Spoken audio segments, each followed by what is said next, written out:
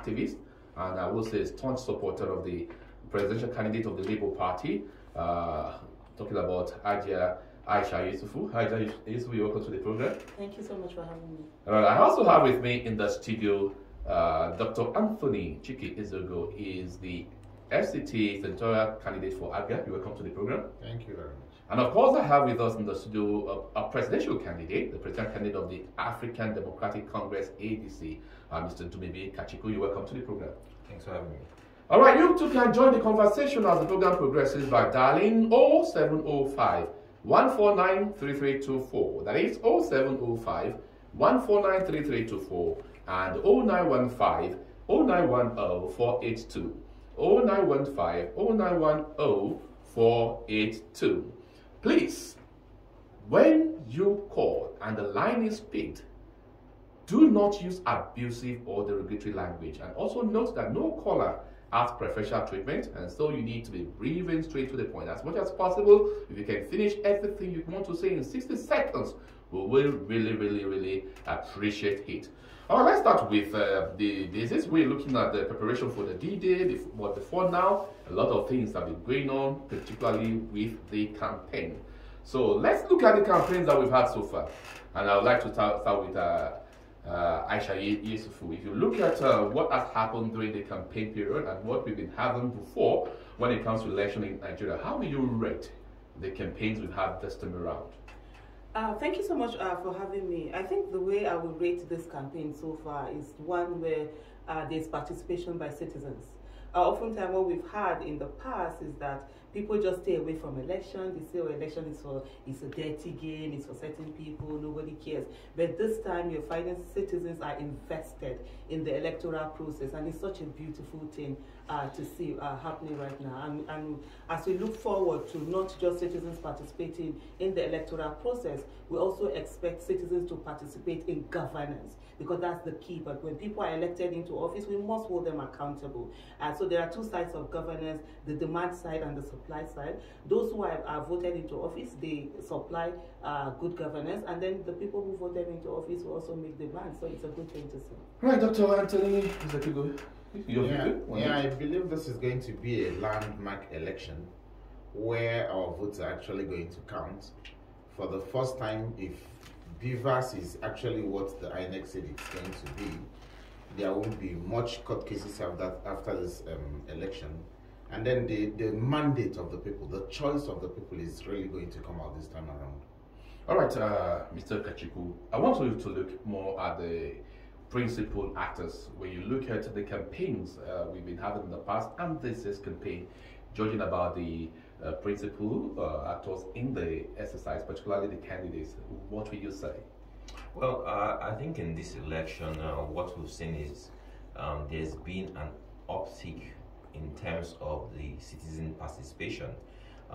This election reminds me of the election that brought in Buhari 8 years ago, where you have a lot of people who at that time said, no, never again, we need to go in a different direction. We see a lot of that right now, but the greatest challenge you have in every electoral cycle we've seen in Nigeria is the fact that money continues to play a huge role. So having experienced 8 years of an APC government and seeing how Nigerians have been totally bastardized, it bothers me to no end when I see the APC campaign across the country and the thousands of people that troop out for that campaign. So what does that say to you? Are those people there genuinely because they love APC and they want APC to continue? Or are those people there because they have been induced to come out for those rallies?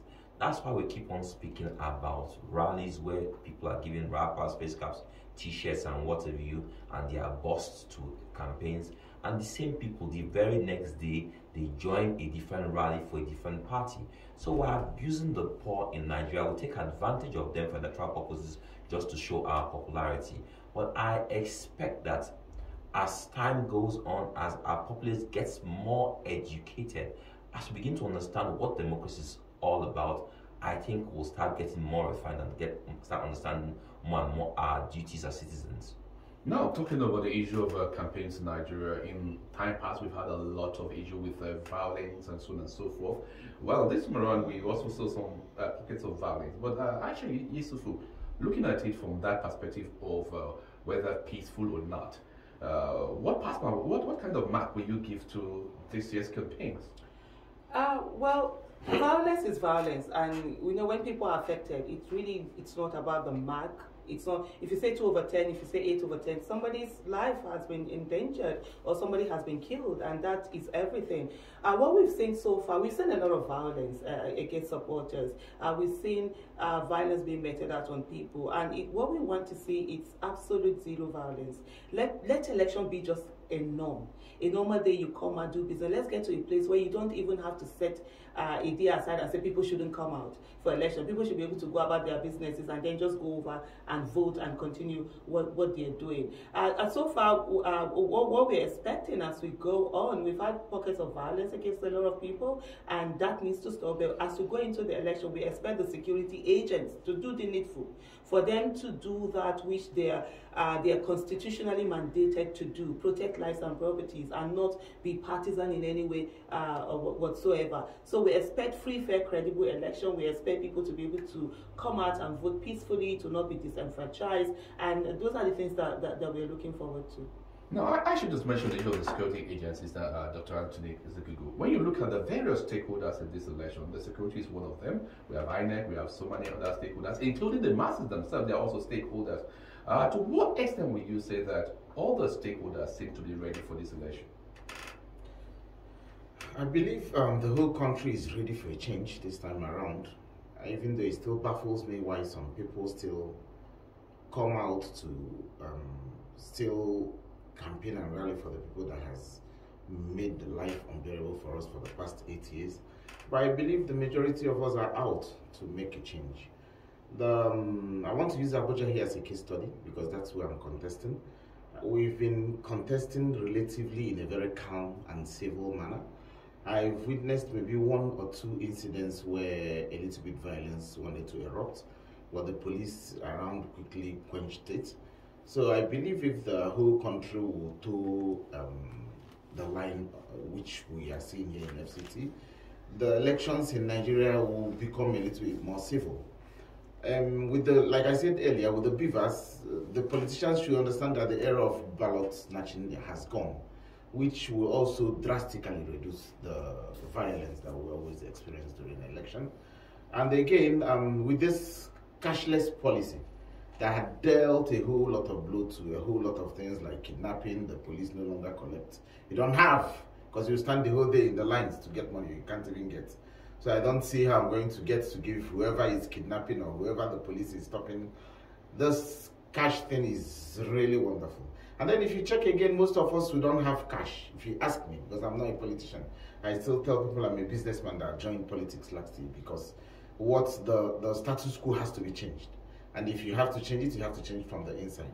So I believe with this cash crunch, the people will come out really this time around to vote because it's no longer the era where you're going to buy their votes. And it will also help curb violence. And then I believe also we had a stakeholders meeting today where the CP, the AIG was around, the immigration people, the civil defense.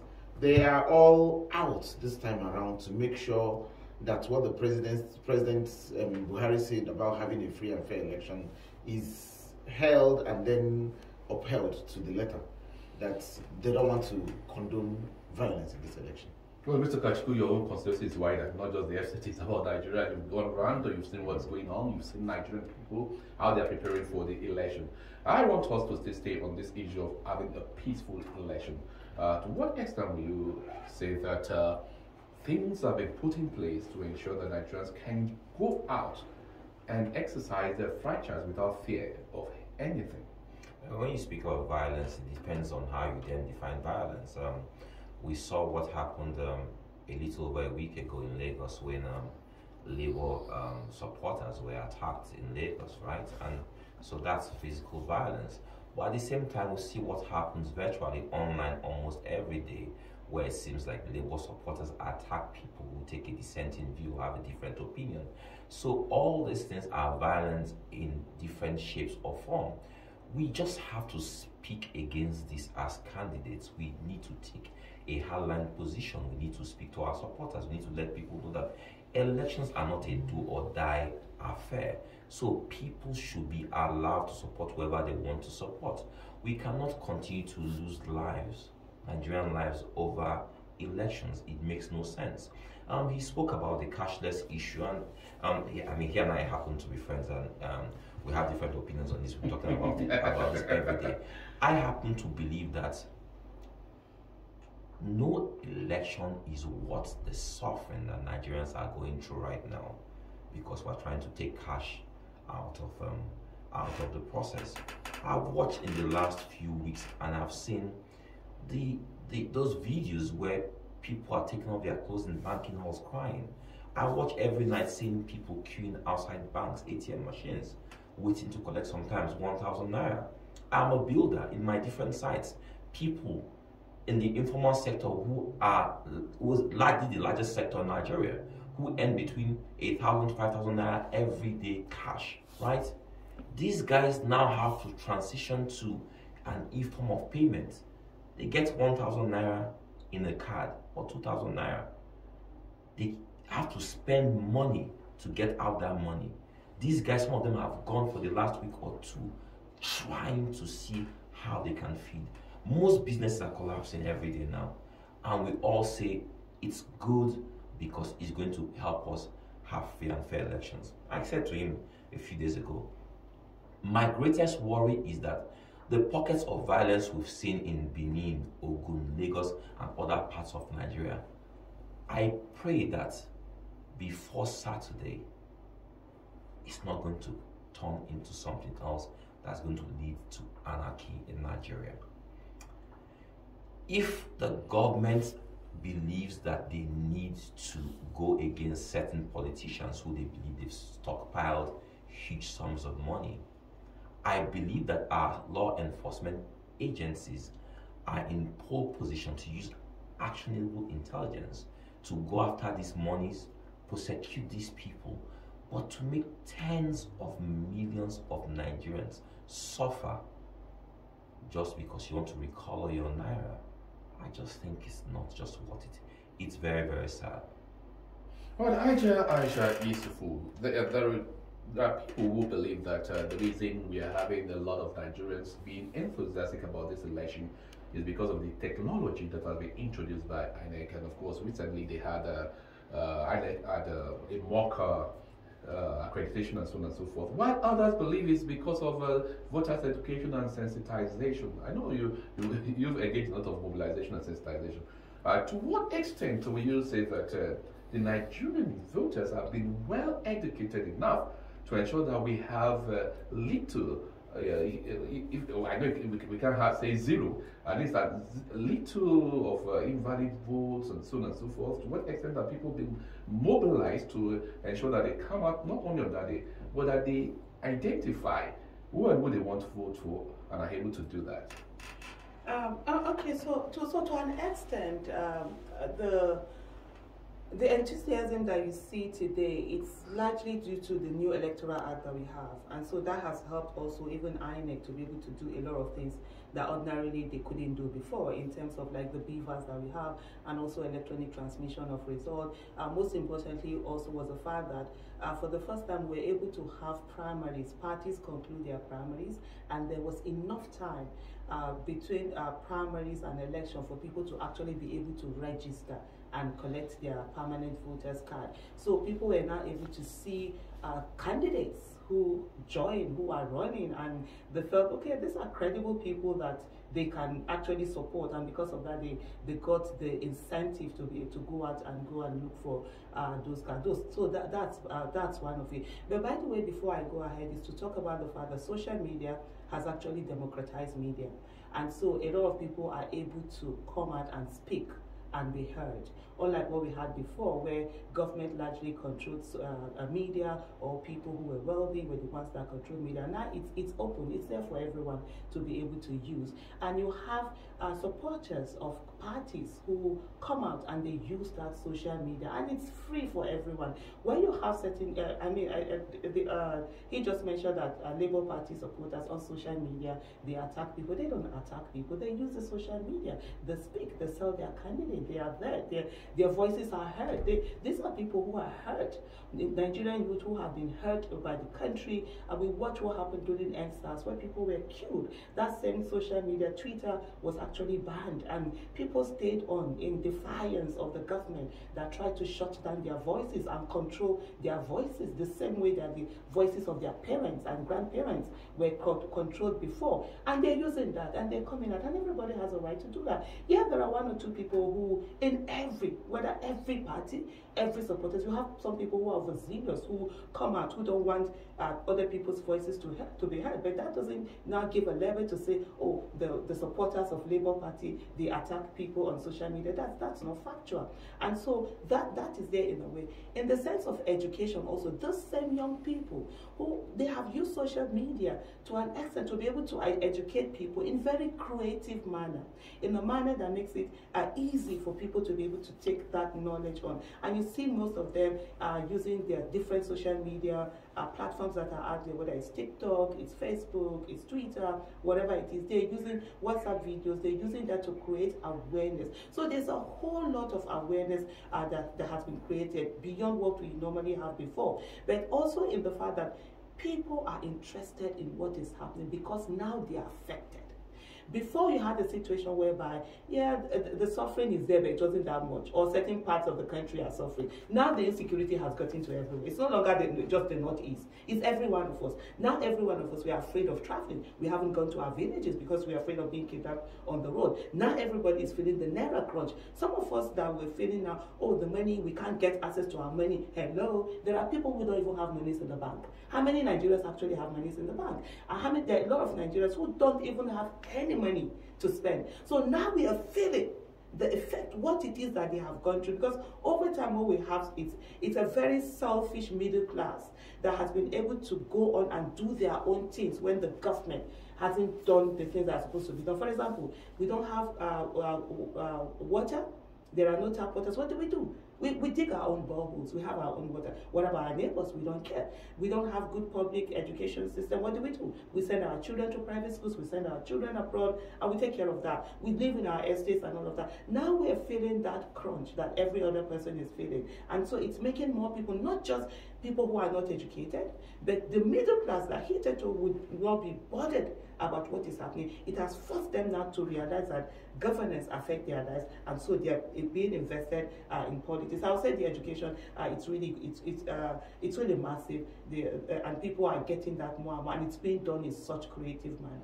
All right, the program is Issues of the Moment with the network service of Radio Nigeria, where we're looking at 2023 general election, preparing for the D-Day. All right, I know that a lot of you are angling to be part of the production today. You want to speak, you want to make a contribution. Well, this is the time that we throw the phone lines open so that you can make your own contribution to the program. So pick up your phone and dial the numbers 0705 149 3324, 0705 149 3324, and 0915 0910 482, 0915 0910 482. Pick up your phones, begin to dial, but wait for a moment. We go on a break. Can we have papers, please? Papers. Okay.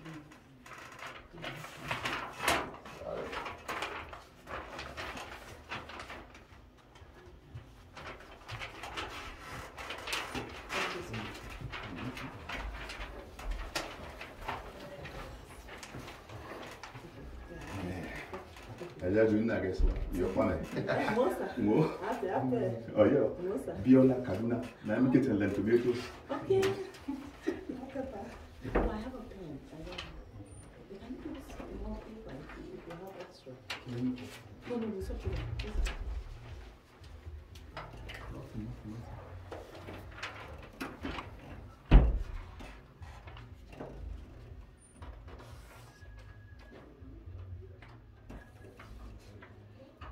We can't hear anything again, and we're hearing before. It was too loud. That's to take it off. Please, you can use your headphone now. You need it to get the calls. Okay, do you have the questions? No. Oh, that's me. Are you all hearing me? No. Nobody's hearing you. Are you sure it's one of them? It's too loud now. It's from there. Reduce it. Reduce it.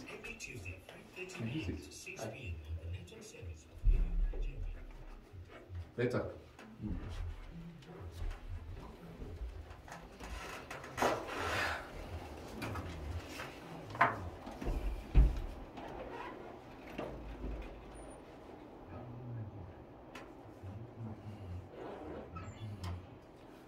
Thank you for staying tuned to the program Issues of the Moment on the network service of Radio Nigeria, Africa's largest radio network and Nigeria's radio station of the year. The program is Issues of the Moment, and we are looking at 2023 general election, preparing for the D-Day. Our guest in the house, a woman activist, and of course, staunch supporter of the presidential candidate of the Labour Party. I'm not sure if she's a member of the Labour Party.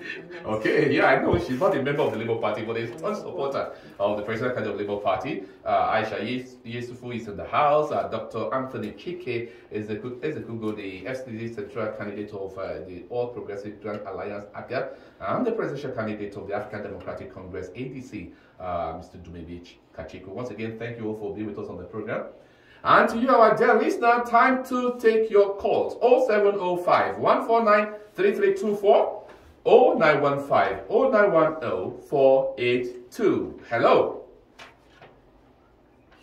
Can you help me to reduce the volume of your radio set first and foremost? I can still hear the whole back, please, your radio.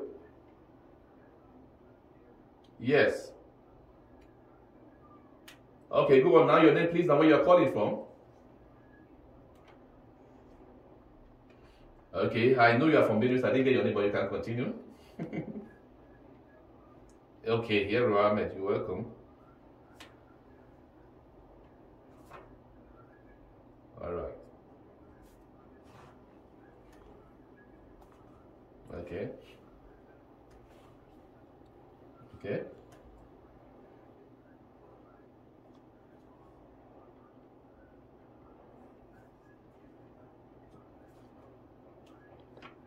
All right, thank you. Okay. All right. Okay. Thank you. Thank you very much. All right, let's see who the next caller is. Hello. Your name, please, and where you are calling from. Hello. Yes, I can hear you now. Go on. Ruben, go on.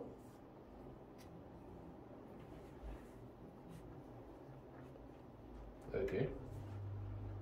Okay. Why? Okay, for traveling.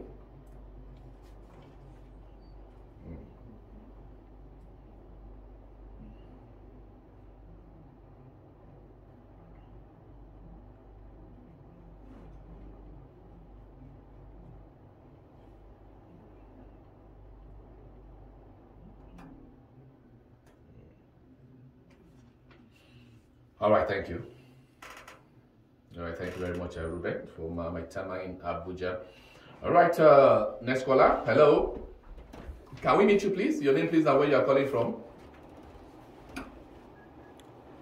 You're on to Radio Nigeria Network. Go on. Can we meet you? Hello?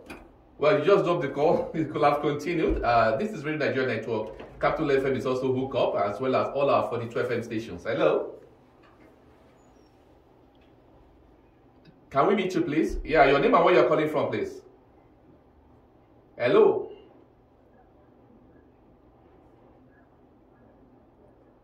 Go on. From Bida?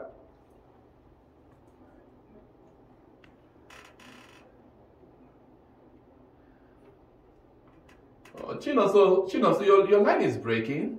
Can you call back? Hello?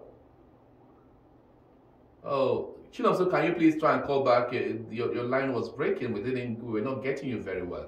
So please try and call back. Chinonso on here. All right. Hello. Hello. Yeah, can we meet you, please? You're welcome.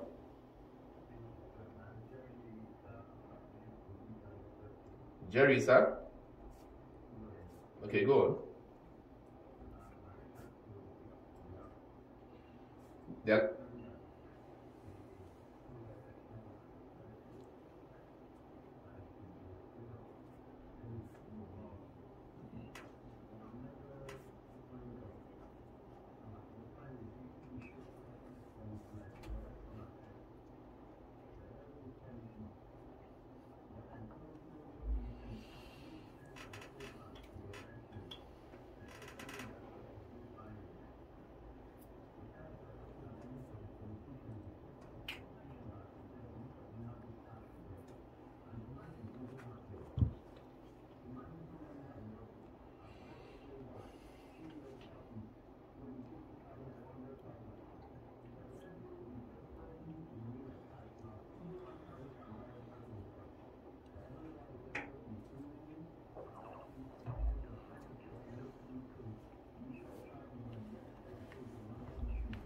All right.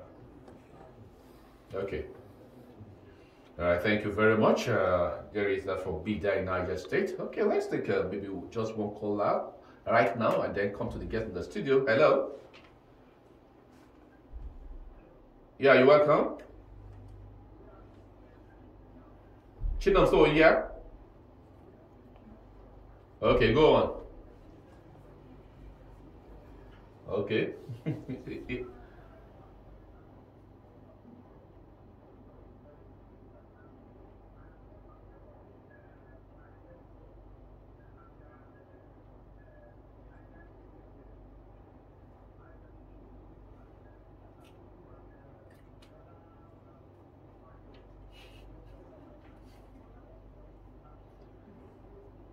Okay.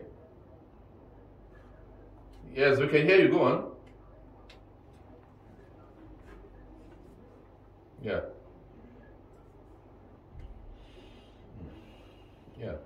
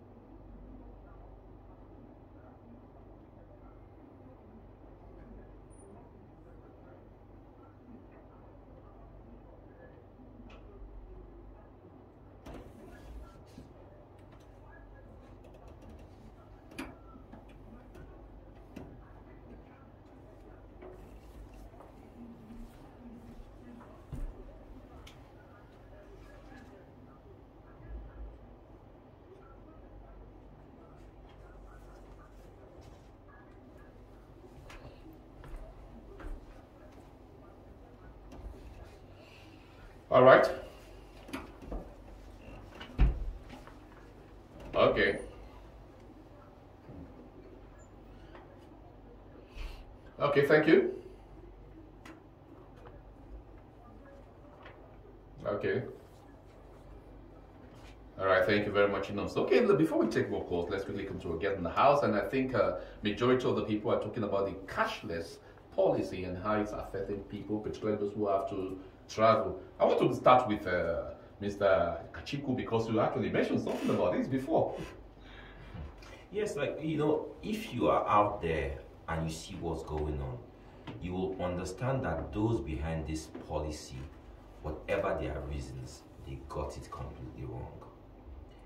This policy is going to mitigate against the election dramatically. You've heard the callers. They were not here when I spoke. But many people can't go and vote. In Nigeria, unfortunately, we still have this practice of going to register to vote in our places of origin. Now, people have got to spend money to travel. They don't have access to money to eat, to feed. How are they even going to travel? You shut down schools. Students are going to be there. They cannot even begin to travel. How does this policy begin to make sense? Most people don't understand that the bank networks have completely collapsed. You can't transfer money. You try to use your ATM, you can't make transactions. You are unable to withdraw money from the cash terminals. So how are people going to vote? And like the caller said, someone who's not seen money to feed for several days, what's going to happen? Elections have come. On that day, the politician who comes with 1,000 naira, whereas they give them 5,000 before, but now if they see 1,000 naira, they are likely to be induced. I can never forget what happened in Ekiti last year. I went there for the campaign for my Guba candidate there. Seeing the crowd that came out to receive us, I believe that we had won Ekiti. We campaigned on the issues. I just believe in the next 3 days we'll win the elections. Election day came. Cash came out. INEC was there. Police was there. Agents were there. Media, they were all there. Observers were there. They were doing cash transactions. The people went for the cash. Now, a situation where there are people who have not seen cash. I'll tell you, when I tell people that I have not seen this new Naira, I'm not touched it. I'm not seen this new Naira. But maybe like Aisha said, the middle class, they don't operate in that zone where they might not, they don't necessarily need this, or were e-banking compliant. But we're now in a situation where everyone needs this cash. It's affecting the elections. I don't want us to have post-mortems, post-elections and say, had I known. It's a big, big problem. All right, Aisha Yusufu, I still want us to be on this cash issue. People are saying they can't travel, students are going to be stranded, and so on and so forth. How can we go around this to ensure that even though the policy is still on, although it's still at the Supreme Court, we don't know what will happen before the day of the election, but how can people go around this issue of not having cash? Okay, thank you so much. Based on these questions that we've received from people, I think one of the things we need to realize is that we're speaking now, it's not like 2 weeks ago. 2 weeks ago, there was a more difficult crunch. Now we have that to 200 naira.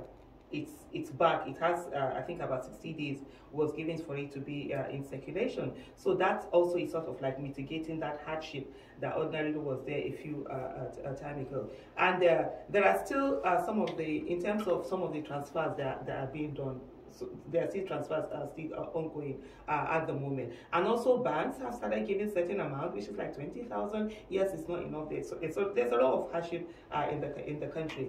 But one of the things that we need to look at, for me, which I find so, I don't even know the word to use for it, is how we are so okay with vote buying. How it seems okay to us that, okay, 60,000 was used before to buy, now it's going to be chipping to be 1,000. Let me say this thing to every one of us. You sell your vote, now all of us will suffer. We go here and where. Like I said to people before, the monies that you collected before, what did you use it to do? Did you use them to build houses or use them to travel abroad? What did they do to you? In the last 4 years, we are at a critical point in Nigeria. And anybody that doesn't understand that our nation is on the verge, and every one of us, we are all victims waiting to happen, then I don't know what story that person is waiting for. The suffering that has happened for over 4 years, I see a lot of politicians who are now coming out, they are now feeling the pain of the people. You know, they're speaking, they're going to Supreme Court, they're feeling. These are people who were silent. For 4 years, for 7 years, people have suffered. They did nothing. And if the people sit down, they do MU, where they will do anyhow. When we say they will not come within 1 day, because of 1 day, 2 days, they will give you 1K, 2K, 5K, you collect it. The suffering is going to affect every one of us. And one of the things I want to tell everyone that is listening to me today is for them to understand there's something beautiful about Nigeria. It's Turn by Turn Nigeria Limited. Everybody, we are all victims waiting to happen. Being a victim in Nigeria is no longer a matter of if. It is a matter of when. When will it happen to you? Yesterday's victims were once survivors. Today's victims were yesterday's survivors, and tomorrow's victims would be today's survivors. Who are today's survivors? You and I, all of us. And if people are sitting down and looking at this election, they are not voting in terms of their children's future. They are not voting in terms of the generation of, but even themselves. And they feel that they're going to go. When they give them 1,000, 2,000, they will collect. So be it. We'll all be here. We'll all suffer. We'll all get to a place where we will now start saying that, if I say Buhari's time was even better. Because by then we'll be buying rice 100,000. If they think that the 35,000 naira they're using to buy rice now, or dollar that is 700, or pound that is almost 1,000, by the time they start buying pound 10,000, they will understand the magnitude of what this election is all about. This election is election for survival. It's not a joke. People think it's a joke. No, it isn't. And whatever we need to do, that we can mitigate. And that's the thing I tell you about the young people in Nigeria. I'm in awe of the young people in Nigeria. In short, I respect them. I doff my scarf for them. They've been so creative with the students that are in school, especially the Labour Party supporters. One of the things that they've been doing is to say, how can they get people over? And they're already providing free buses for people to come over. But of course, there's a catch. You have to be a student. They have to know you have PVC to come out, because they're not going to carry you home and for you to just come and sleep when you don't even have a PVC. So they're doing everything in a creative way. What we have is that with the older generation, we sit down, we fold our hands. We think that, if things aren't working the way we are used to having them work, we don't do nothing. But these young people who have had to bear the brunt of a nation that doesn't work, that we haven't been able to provide for them, they're always creative and they're finding ways to get this done. So if somebody is sitting down and saying that because of the cash crunch, that's why they cannot travel, they're not looking for how is it they can get this money, how is it they can do transfers, how is it they can go there and actually travel to bring in, to vote in people that will give them good governance, accountability, and transparency. Then the queue that we queue at, fuel station, where we do 48 hours queuing, we'll do more than that. There's a whole lot of suffering that is waiting for us. So let me round up by saying that, let people understand that whatever it takes that we need to do to ensure that we are voting, please, let's do it. All right, Dr. Eze, you're good now. I want you to respond to the second thing that Chinonso Oya talked about. From his name, I know he's from the southeast, but he's based in Bida, but he's worried about what is going on in the southeast. The issue of sit at home, and the governors seem not to be doing anything about it. How can we ensure that in the southeast, the sit at home becomes a go-ye outside and not a sit at home again? Yeah, the sit at home issue is really a very big concern for us. I don't know if what I'm going to say might be a bit controversial, but the court has said they should release Nnamdi Kanu. So I believe he should be released and let those guys go home. Because I believe most of them are the ones that have done business and failed. So they are now using the criminal energies inside them now to harass, thwart, and intimidate others. It's very hard for the governors to control, because from what I keep hearing, some of the governors are even sponsoring some of them from the back. They want to foment trouble so that in some states, so that the critical and major stakeholders will not be able to come back, so that they will have a field day and do the election in the way and manner that they want. But I believe the federal government should show a little bit support for the Southeast. I watched a video yesterday in Instagram where I saw, like, I don't know how many battalion of police in Lagos. They wanted to do a show of force. Such a thing can also be replicated in the East. I remember there was a time when they did Python dance in the East, when the East was still relatively very calm and safe. Why can't they repeat them again and route all these hoodlums from the places where they are, because they all know where they are holed up and holding people to ransom. You understand? I believe if the government really wants to rout them out, the government can do that. Because I can remember as well, Abacha said, any insurrection in a country that lasts more than 2-3 days to 1 week, then the government's hand must be there, directly or indirectly. I believe if this government of the day wants this to stop, they should bring out the military and then help quell such unrest in the East, so that the election will come up and then be free and fair. Well, let's see if we can take maybe 1 or 2 more calls, because I know a lot of people still want to be part of the program. If we have any more calls. Hello? You're welcome to the program. You're welcome, the comrade.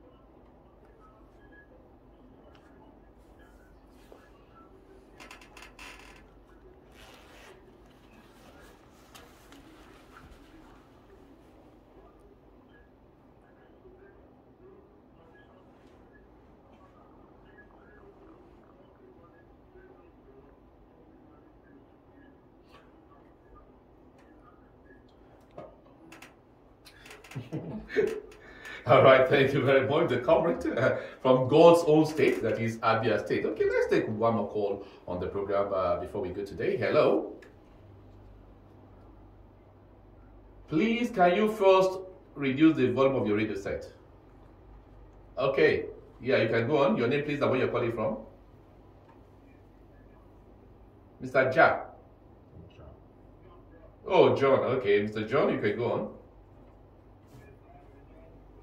Thank you. Your contribution?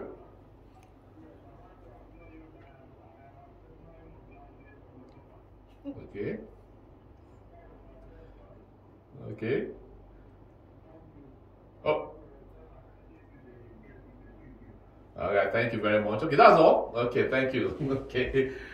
All right, thank you, Mr. John. Okay, let's see if we can still get some one more caller that will call in and tell us more things than mobilizing.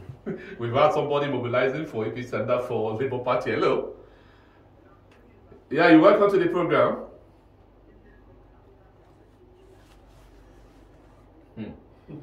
Abdullah. Okay, Aluta. You're welcome.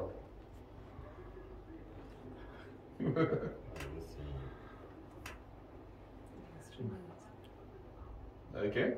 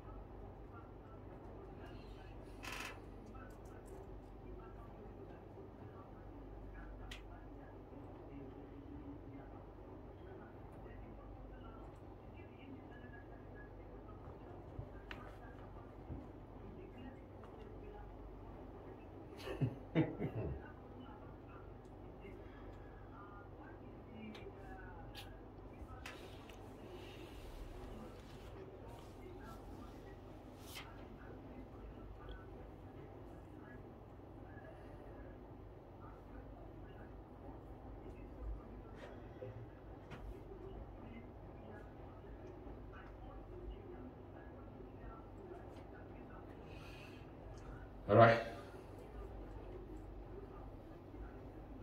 All right, thank you very much, Comrade Aluta. You are the last caller. Let me just shed a little light on two of the things you asked about the beavers. Okay, we do know that for now, council elections are being conducted by state independent electoral commissions. So maybe after INEC has perfected it, they may also buy into it later. And of course, talk about the issue of who declares a candidate. INEC declares a candidate, but anyone that's aggrieved is free to go to the court, and the court can intervene if the court sees that there's anything wrong with the election. I think that answers those two. The other ones, we'll leave it for our guest in the house to answer for you. You talk about the issue of schools again, which we have mentioned earlier on, and then efforts to ensure that people are not destabilized as they try to come out, talk about security aspect, which I think we've also talked about. Now, I want us to focus more on preparing for the D-Day. Ajay Yesufu, look at the electorate. As they are preparing for the D-Day, what will you be telling them? Okay, so before we do that, let me just quickly run through some of the questions that were asked, especially the one from Chinoso in Bida, where he was talking about the state governors and what are they doing. I think it's very we need to understand where we are in our country. The commander-in-chief is the commander-in-chief. When it comes to security matters, the state government governors are as helpless as citizens. They can't do anything. The way our constitution is designed, everything when it comes to security is in the hands of the commander-in-chief. So when we have issues like that, we need to hold the commander-in-chief accountable. Yes, they have the security votes that they get in terms of money, but they can't even command. We saw what happened, I think, in a state particular where a commissioner was in Lagos or something like that, fact, a governor couldn't even give a commissioner instruction. So we need to look at that. And that's the reason why we need to vote in people with competence, character, capacity into the legislative arm of government. Most times people forget we focus on the executive arm. The legislative arm of government is the bedrock of democracy. They make laws, they have oversight function, and also hold executive accountable. So let's focus on the kind of people we are sending there, for them to make the laws, for us to have that enabling environment to take away powers, because Nigerian president is too powerful. Too many things reside at the center. They need to get back to the states. If we're in asking for things like state policing, community policing, these are places where you now be able to hold the governors accountable for the security states in their different countries. So that's something that it's very important. On the beavers, you've already answered that. And just to say, for us in Abuja, when we had the council election, beavers was used.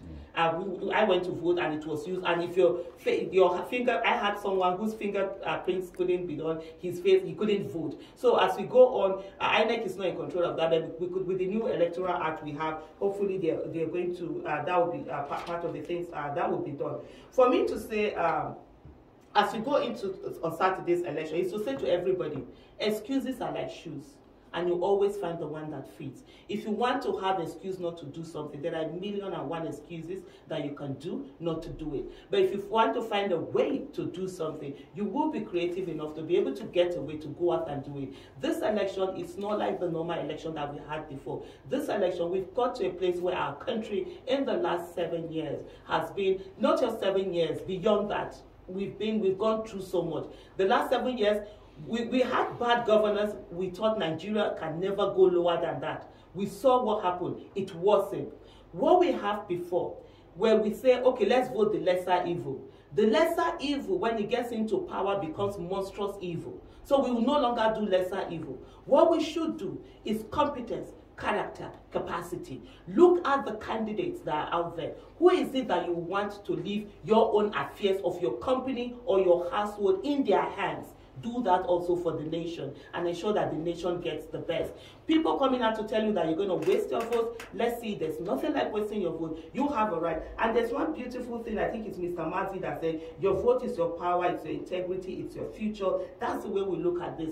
And let's all come on. The security agents, like I said before, they must realize that their allegiance is to Nigeria and the Nigerian people and not to the president and the ruling party. They must never be partisan. They must ensure that people are able to vote freely. They have an enabling environment for them to go out and cast their vote. Nobody should be disenfranchised. In terms of the students, somebody did mention, let me say this quickly, where they had talked about the public holiday that was given. What we had was that a lot of universities initially were going to do lectures up to the time for voting. Some of them were even putting exams, and there was a lot of outcry that, look, you're going to disenfranchise students. Now a holiday has been given. Let's all do the needful and ensure that they are not disenfranchised and take them home to go and do their voting. All right, Dr. Ezekudo, your parting shot particularly to the voters. Yeah, my parting shot to the voters is I'm not going to tell anybody to vote right again. I am very obedient and I tell people to come out and vote for Peter Obi on that day. Then for the people here in FCT, for me for Senate, so that we'll all help in rebuilding Abuja, rebuilding all the 6 area councils apart from AMAC that has been enjoying, because AMAC is the landlord that houses the National Assembly and every other person. All right. Thank you very much. And Mr. Kachiku. Okay, I'll say to Nigerians, as a university student, I was an activist declared wanted dead or alive by the government. What I fought for then as a student still remains visible in our body politic today. The fight we fought then, the risk we took then, it seems as if they were for naught. Because seeing Nigeria today, seeing that we're going to an election that seem to be defined by tribe, religion, and tongue, it means that Nigeria still remains divided. Coming into the studio today, I didn't know who was going to interview me. I didn't know what tribe or religion he was. All I hoped was that he was going to be efficient. I was going to have a good show. In Nigeria, we're going to elections where most Nigerians seem to see elections and who they vote for from the prism of what part of the country they come from or which religion they are. Okay. It's the year 2023. Nigeria must take a new stand and go in a completely different direction. we must start looking at people who are prepared to build a nation that works for everyone. All right, thank you. This is what I am championing for. This is what I expect Nigerians should stand for. All right, thank you very much. All right, and with that, we come to the end of Issues of the Moment for today, where we examine 2023 general election, preparing for the D-Day. My guest in the studio have been a woman activist, Aisha Yusufu, who is actually a staunch supporter of the Labour Party president candidate. We have Dr. Anthony Chike Ezekugo, FCT Senatorial candidate for APGA. And of course, we also have Mr. Nwemi Kachiku, presidential candidate, African Democratic Congress, ADC. Thank you all for being with us on the program today. Thank you for having us. All right, I would like to say big thanks to all those who are part and parcel of the program right here in the house. The studio manager has been Mahmoud Abdullahi, while the engineers on duty were Roslyn Aduku and Hazan Usman. Many thanks to Adama Olowa and Georgina Humphrey for facilitating the program. On behalf of the lead producer for the program, Isaac Berry, and producers Abina Legu and Chiamaka Afamifuna, my name is Salema Kindelero. Thank you for being there. Join us next week Tuesday, same time for another edition of the program. Until then, stay safe. Stay tuned for our next program, Telephone Radio Link, and of course, go out. Do not be intimidated. Go out on Saturday and vote for the candidate of your choice. Bye for now.